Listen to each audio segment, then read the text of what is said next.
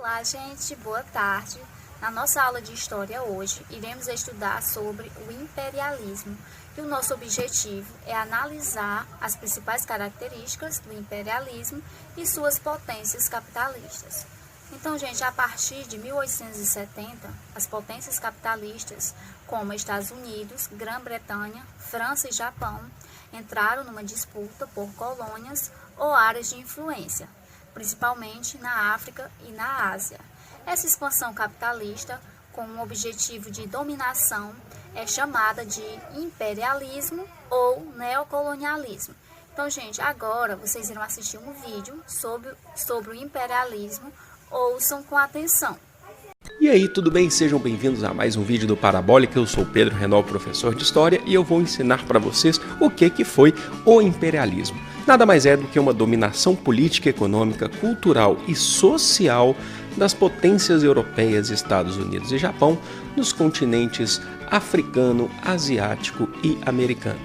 Mas para entender melhor o imperialismo, a gente precisa saber quais foram os tipos de dominação dessas potências europeias para poder neocolonizar as outras regiões. A primeira forma de dominação, a gente vai falar aí que é o protetorado, que é simples, é uma dominação através de um líder local.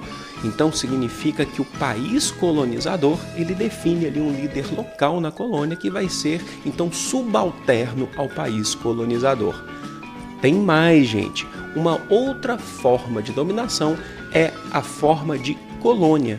O que é a colônia? Diferente do protetorado, que você tem um líder local, a colônia define uma dominação direta. Significa que o país colonizador vai ter um governo na colônia, diretamente, ok? Existem outras formas de dominação também.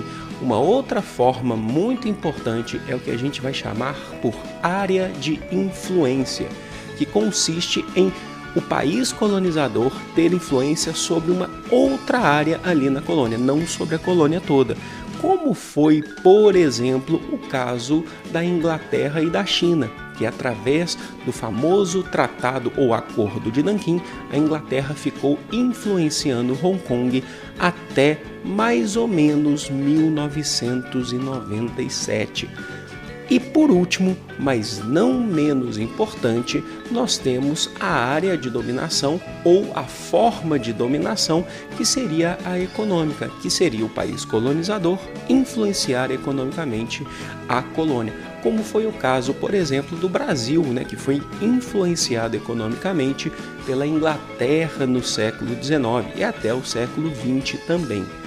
Mas para a gente entender melhor, para saber como que esse processo todo aconteceu, é preciso entender o Tratado de Berlim de 1878, assinado pelos países colonizadores, que definiram algumas coisas, entre elas o domínio europeu das rotas fluviais africanas, porque eram áreas de muito fluxo comercial, então era preciso que eles dominassem.